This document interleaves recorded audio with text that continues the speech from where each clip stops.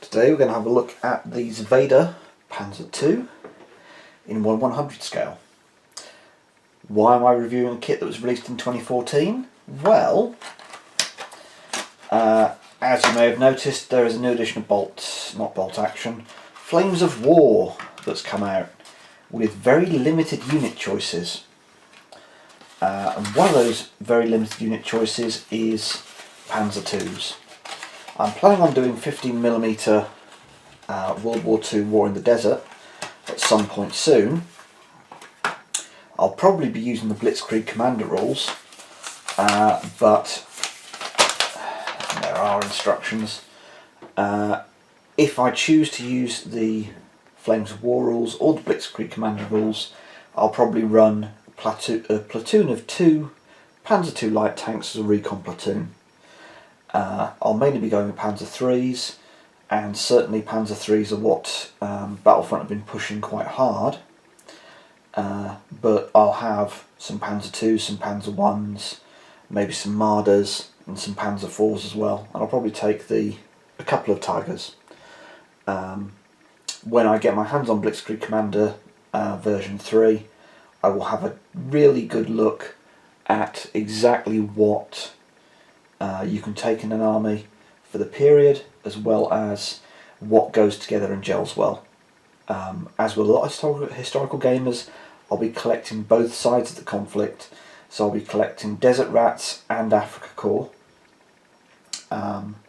Desert Rats will have more tanks, because those tanks will inevitably be cheaper, but I want to be running maybe about 20 tanks aside, with a couple of platoons of infantry and some support. I don't know, I've not played Flames of War before. I will put together a small force compatible with Flames of War and Blitzkrieg Commander 3, which will give me options to play either rule set with people at the local club. Now, looking at this, it's a simple kit, literally 5 pieces: tracks, turret, upper hull, lower hull. It's not going to be that complicated to put together. It's fairly small, so let's start clipping it off the sprue. 1, 2,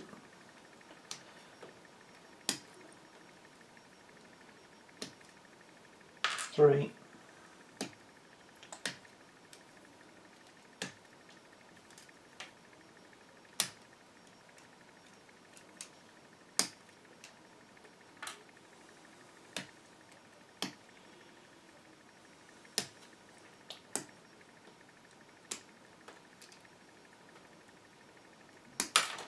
4 and 5. Put that to one side. So you can see where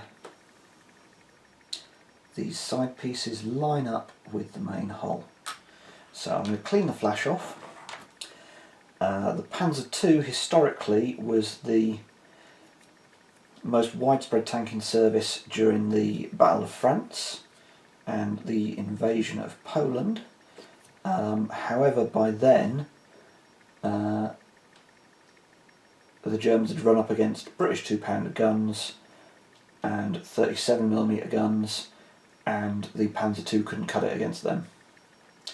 It did remain in service. It even was used in the invasion of Russia, where it stood absolutely no chance if it came up against things like the BT-7, the T-34 or the KV-1, but they needed the tanks.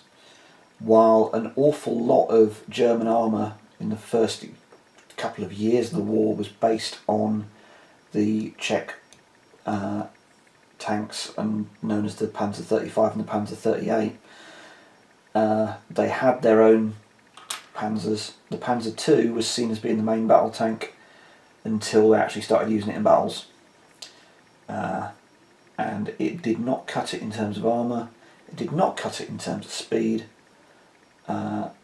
They tried up-armouring it and up-arming it, first using a quick-firing 2cm gun, which I think in bolt action they treat as being an autocannon. That could fire 600 rounds a minute, but all it did was rattle the teeth of people in British or French tanks, and certainly was almost completely ineffective against the Russians.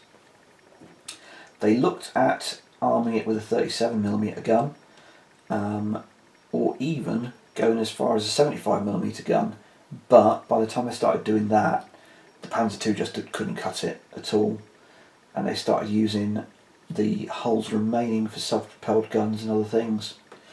If Operation Sea Lion had happened, though, we would have seen some Panzers with pontoons by the side being used as Schwimm Panzers. Let's have a look and see if this dry fits together now. Yep. Let's take that bit of flash off there. There's not a lot of flash on these models. Looking at it, I do think they are using an aluminium tool for them because of some of the softness.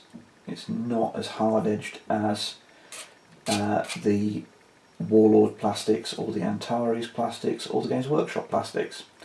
However, I'm not going to complain because this, when I bought it, cost me £2.50. You'll see that Battlefront has sewn their tanks for about £5 each in the same scale.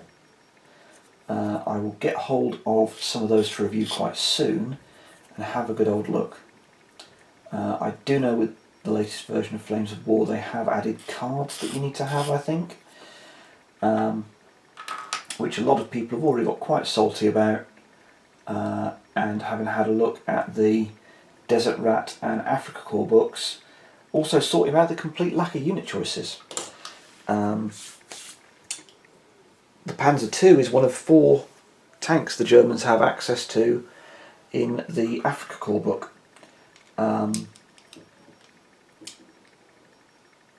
There just really isn't much in the way of choices, and this just clips together with absolutely no glue at all. So assembling that just took me about 10 seconds. It'll fit nicely on a little base as a nice little recon tank. I will peel this apart and glue it in a little bit, but that's that. It comes with a card to use in the little weird game that Zvezda put together to go with these tanks. What did they call it? Dunno. Art of Tactic. That really says that's not been translated by somebody with a vernacular grasp of English. But it's £2. It's £2 and it's gone together awfully well, awfully quickly.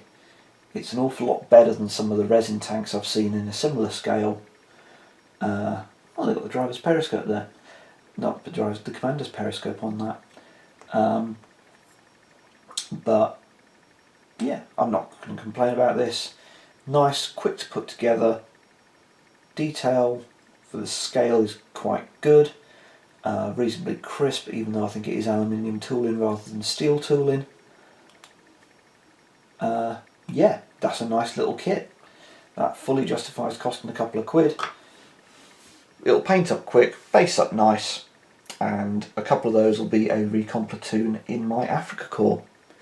But yeah, that's the Panzer II. I'll be doing a series of reviews on Desert War figures, and I will be putting together armies for both Africa Corps and 8th Army, and sharing them with you as I assemble and paint them. I'll also be reviewing the Blitzkrieg Commander 3 rules and the Flames of War rules, and the army will be usable with both. But yeah, it's a nice little kit, gone together quite quick, no fuss, nicely detailed. I would recommend it as a good purchase. If you are collecting War in the Desert or Battle of France or Invasion of Poland, or even a really unlucky Panzer division heading into Russia, then absolutely perfect little kit, cheap, right amount of detail, light to carry, assembles very quickly, If you've got to do 9 of these, you could do it in probably about half an hour. Yeah, I would totally go for it. Nice little 15mm kit. If you've liked this video, hit a like underneath. If you want to subscribe to my channel, go ahead and subscribe. If you've got an opinion, leave something in the comments below. But this will be the first in a series of historical 15mm videos. I will also be doing bolt action as well. Cheers. Bye.